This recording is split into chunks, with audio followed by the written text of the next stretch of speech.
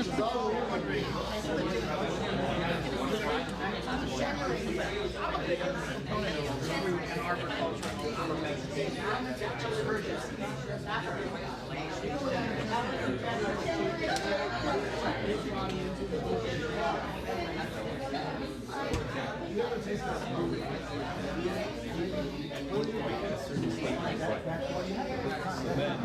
the time. Oh, hello, everybody. Fresh. During the 3 weeks in order to disrupt the base of Mikdash, our galus. Hi everyone, good evening. How are you? Okay, can I have everyone's attention, please? So I just want to say, really a few short words before I introduce the speaker this evening, but I just wanted to say that last year, when I completed my first year of running Partners in Torah, we made a decision to take a break over the summer. And this year, I just felt like something was missing all summer last year, so I didn't want to do that again, and I had me and Rabbi Wolbe and I spoke about it, and we decided, you know what, we'll keep it going. Now, it's close to the end of the summer. The summer is slowly wrapping up. And I just want to say that even though not every single week it was packed here, but every week we had partners coming and learning here. And I'm so grateful for everyone. I'm so grateful that we made this decision to keep Partners in Torah going this summer. And I really thank all of you for helping us. And now I would like to introduce Rabbi Wolbe to say North Torah today.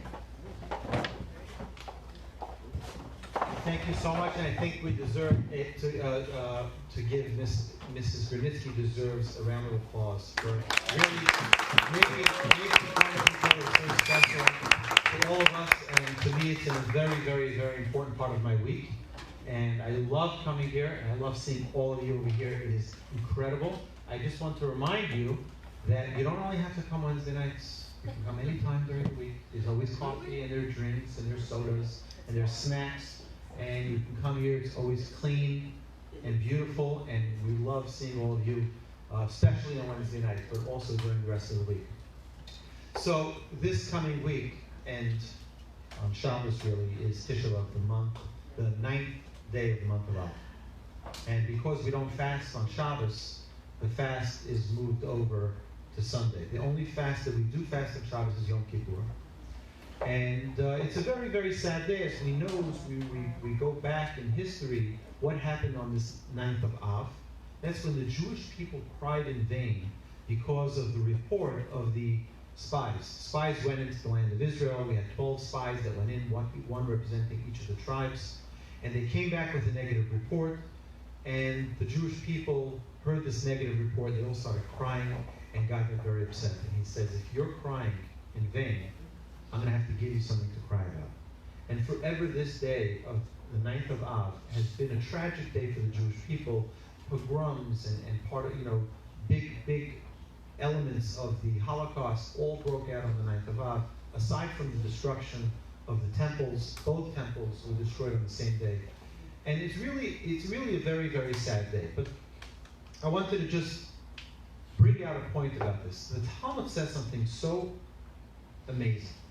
If you wonder, we're crying. We sit on the floor, and I urge everyone, if you haven't been to a 9th of Av service, right?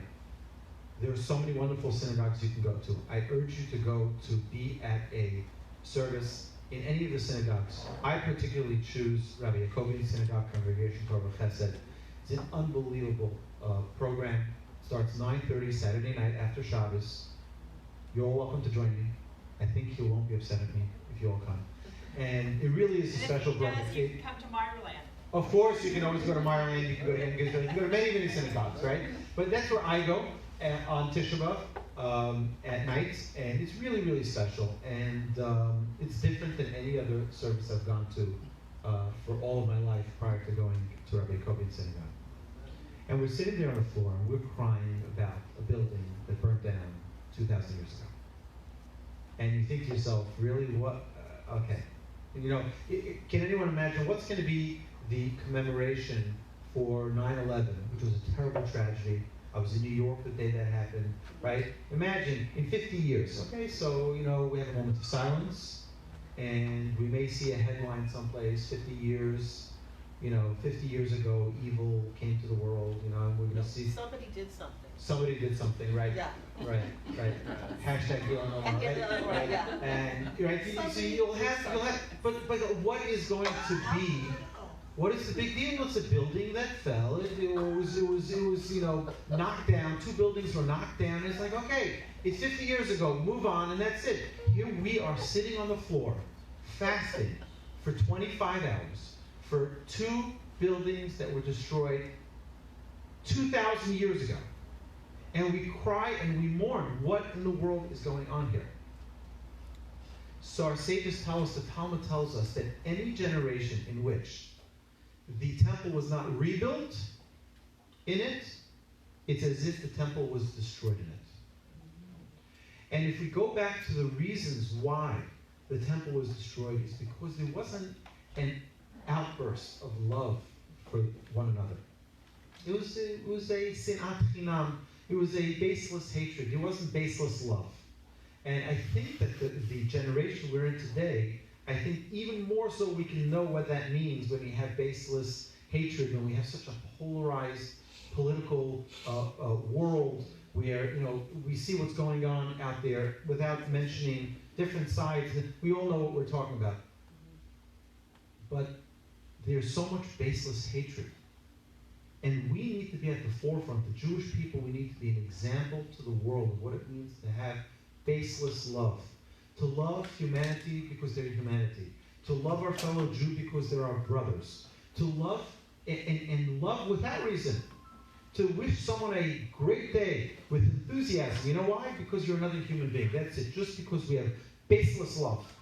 Right? To hug each other and to congratulate each other. And to celebrate with each other. And to be happy with one another without reason. I don't want anything in return. Just because. And if the world was able to be with baseless hatred that destroyed, there's no doubt that we can have baseless love and build. And that's what we're crying. We're not crying about what happened then. We're crying what didn't happen now. Right now, that temple wasn't rebuilt. We're sad for that. That means we haven't loved enough. We haven't shown one another what it means to care for each other properly. And we have to do a better job at it. So my blessing is that this Tisha B'Av, this 9th of Av, shouldn't even come. And if it does, it should be the last, and we should know no more sorrow among the Jewish people in our world. We shouldn't see any more sorrow. And we should hopefully just be an example to the world what it means to be a people living with baseless love. So have a meaningful fast, everybody, and I look forward to seeing you all next week.